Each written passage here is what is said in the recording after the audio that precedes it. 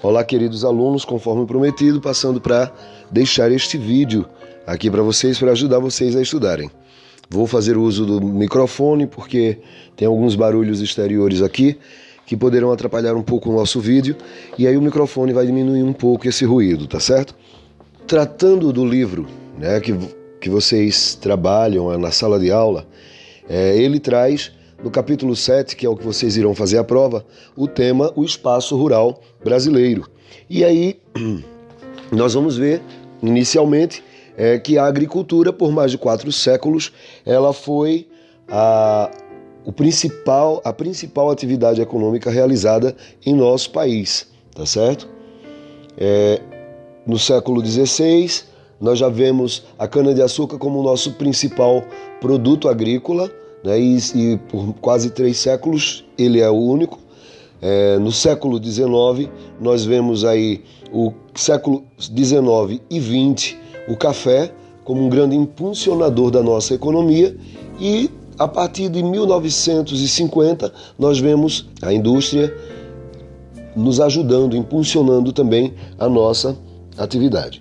É bom lembrarmos que no Brasil foi implantado durante o período colonial o plantation, que é um modelo de plantação, um modelo agrícola em que são utilizados grandes latifúndios, monocultores, ou seja, uma cultura apenas, né? E conforme já disse, século XVI, cana-de-açúcar, com mão de obra escrava trazida da África.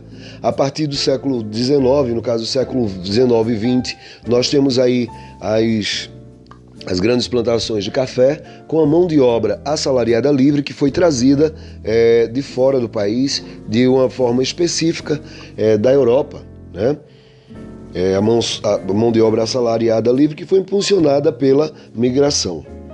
Gente, a partir de 1950 nós temos aí um impulso da nossa economia através da indústria. Também em 1970 nós começamos a ver que a agricultura e a pecuária elas apresentam um elevado grau de integração com a indústria. Nós temos como produtos principais, os principais produtos agrícolas brasileiros, nós temos aí o álcool e o açúcar, que ela foi trazida pelos portugueses ainda no início da nossa colonização, e a cana-de-açúcar tornando-se aí atualmente como um dos produtos mais importantes do agronegócio nacional. Os principais produtores do álcool e açúcar seria São Paulo, Paraná, Alagoas, Minas Gerais e Pernambuco.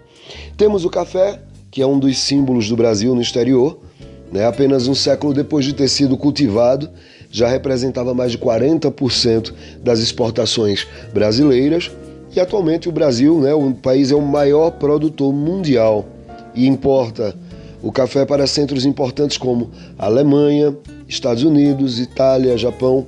E os principais produtores de café aqui no Brasil são Minas Gerais, Espírito Santo, São Paulo, Paraná e Bahia. Também agora a gente tem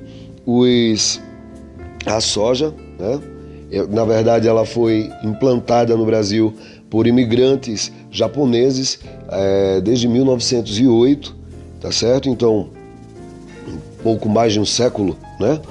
E aí a soja se tornou o principal grão do agronegócio brasileiro. Sua importância está em ser matéria-prima para inúmeros itens, né, na mesa dos povos do mundo todo, como em parte de achocolatados, comidas para bebê, alimentos dietéticos, temperos para salada, e aí vai, tá certo? Também a gente pode ver o biodiesel como uma das alternativas a partir da soja, né? E os principais produtores de soja nós temos Mato Grosso, Paraná, Goiás, Rio Grande do Sul e Mato Grosso do Sul, ok? Gente, na pecuária é importante a gente ver que o mercado mundial de carnes, o Brasil atua na criação de animais para fins comerciais, e ele se destaca na criação de alguns gados, como o gado bovino, o gado suíno, bufalino. Temos também os caprinos, ovinos, muares, assininos e aves, tá certo? Entre os bovinos, os dois principais sistemas de criação são o extensivo e o intensivo. Para vocês entenderem o que vou fazer uma leitura aqui para vocês entenderem o que seria aí a criação extensiva e a criação intensiva. Bom, no extensivo, o gado ele é criado solto e em grandes propriedades, sem muitos cuidados com saúde, higiene, geralmente emprega pouca mão de obra. Já no intensivo, o gado é criado em pequenas propriedades, guardados em estábulos e com um intenso cuidado com a alimentação e higiene, e é empregado um grande nível de funcionários. Então, fica aí a diferença da criação de gados no modo extensivo e no modo intensivo. Agora trazemos um pouco sobre a dificuldade de escoamento da produção, ou seja, a dificuldade de levar essa produção para outros lugares, para a venda, essa questão toda. Que aí o livro traz o seguinte, que um dos principais gargalos do desenvolvimento brasileiro são os problemas com a infraestrutura.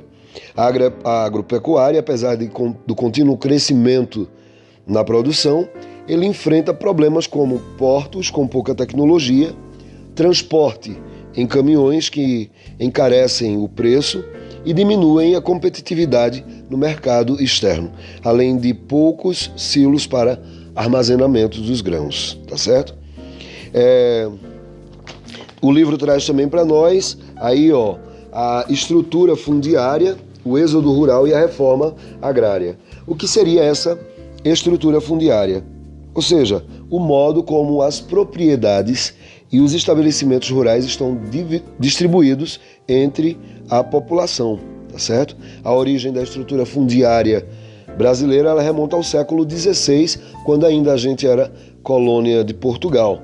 De lá para cá, o cenário da questão fundiária no Brasil mudou muito pouco. A gente continua com extrema desigualdade da distribuição social da terra, onde a maior parte das terras ocupadas por estabelecimentos rurais com área superior a 1.000 hectares pertence a uma pequena parcela dos brasileiros, os latifundiários, os donos, dessas grandes terras.